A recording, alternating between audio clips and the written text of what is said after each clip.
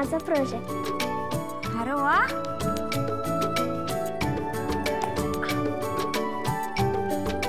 अगं भारीच की. बरं नायशा मला सांग, पवन चक्कीचा वापर कशासाठी करतात? A windmill is a device that produces electricity or mechanical work. काय अगं कसली हुशार आहेस तू, तुला तर सगळंच येतंय की. भारीच. तू थांब, मी आलोच. हा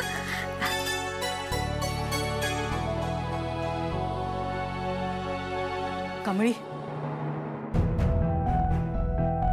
आज तुला बोलवलं कारण मला तुला थँक्यू म्हणायचं होतं आणि त्याकरताच मी तुझ्यासाठी हे गिफ्ट आणलंय. थँक्यू. हे कशाला? प्लीज नाही म्हणू नकोस. नाही म्हणजे मला माहिती आहे मी तुला कुठल्या शब्दात काहीही दिलं तरी तू जे केलंयस त्याची परतफेड नाही होऊ शकत. कुठलीच गोष्ट त्याची बरोबरी नाही करू शकत. पण प्लीज हे गिफ्ट घे. हो नाही खरंच नको, ह्याची काय गरज आहे? असं समज की मी कधीच कोणाचे उपकार ठेवत नाही. तू जे केलंयस ना ते खूप मोठे आहे. तू माझ्या प्राजूची अब्रू वाचवलीस. तू जे डेअरिंग दाखवलंयस ना, जी हिंमत दाखवलीस ती सगळ्या मुलींनी दाखवायला हवी. तू प्राजूला वाचवलं नसतंस ना तर तिच्या आयुष्याची माती झाली असते. मी खरंच तुला थँक्यू म्हणू शकत नाही. म्हणूनच तुझ्याकरता हे छोटंसं गिफ्ट आणलंय. आणि कसं आहे आजकालच्या जगात कोण कोणासाठी इतकं करतं. आणि गोष्ट सांगू का, कायम अशीच राहा, अशीच हिंमत दाखव. प्लीज माझ्याकरता हे गिफ्ट ठेव प्लीज. तू आमच्या प्राजूची चांगली मैत्रीण आहेस. अधूनमधून आमच्या घरी यायचा. थँक्यू. अरे तुम्ही इथे काय करताय? चला सगळे बाहेर वाट बघतात. आलेच.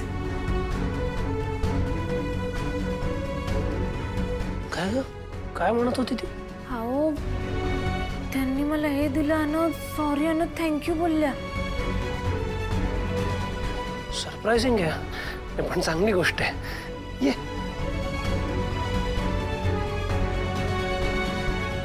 सतीश आज एकदम छान बेत झाला होता. मस्त.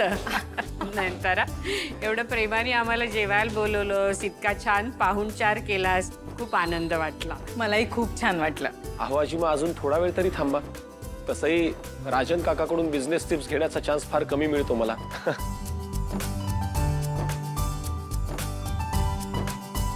परत केव्हा तरी रोहित. आता बराच उशीर झालाय, हे घरी वाट बघत असतील. हा बरं, आमच्या प्राजूचा बर्थडे आहे. तसं रीतसर साहेबाच्या हातून तुम्हाला इन्व्हिटेशन पाठवेनच, पण आत्ताच सांगते यायचं आहे. नक्की येणार. येऊ नक्की. अच्छा.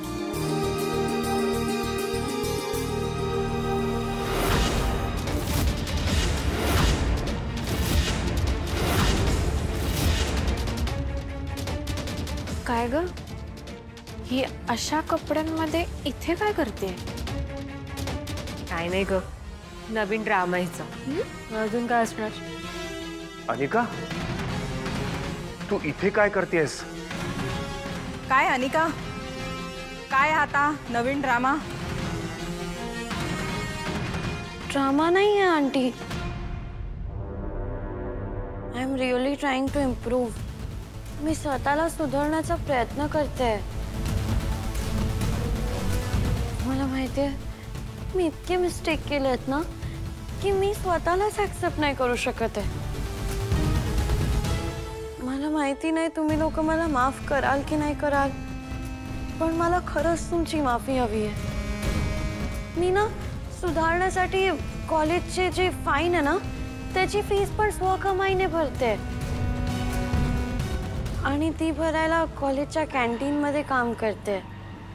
ॲज अ वेट्रेस आणि क्लिनिंग पण करते. आंटी मला ना माझ्या चुकीचा खूप प्राचित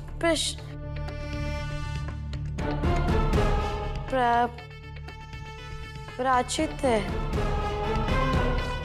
अनिका, त्याला प्रायश्चित्त असं म्हणतात बाळा. तेच ते, सॉरी. पण आंटी प्लीज मला माफ करा आणि हा प्रसाद ऍक्सेप्ट करा प्लीज. आम्हाला नकोय हा प्रसाद.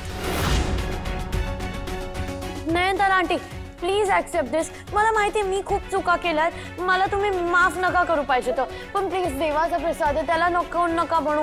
प्लीज ऍक्सेप्ट करा आंटी, प्लीज प्रसाद ऍक्सेप्ट करा aunty. Aunty please. Anika, Nayantara घ्या ना एकदा हा प्रसाद प्लीज घ्या.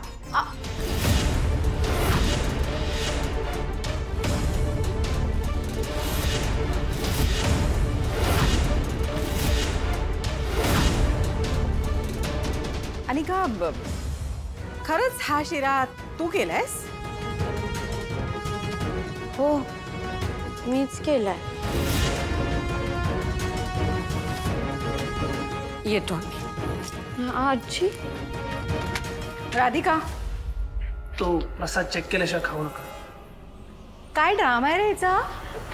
आंटी ड्रामा नाही आहे, मला खरंच सुधारायचं आहे. I am really trying to improve. खरं आहे Anika, you really need to improve.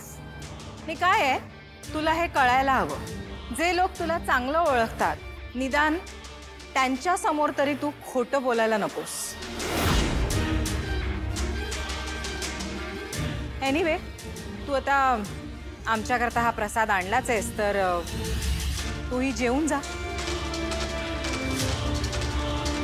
चला. एक मिनिट मागे हो. मागे हो, अजून थोडी मागे हो. बस.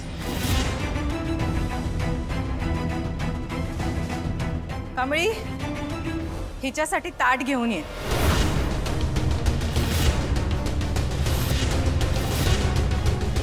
कमळी, हिच्याकरता ताट घेऊन ये.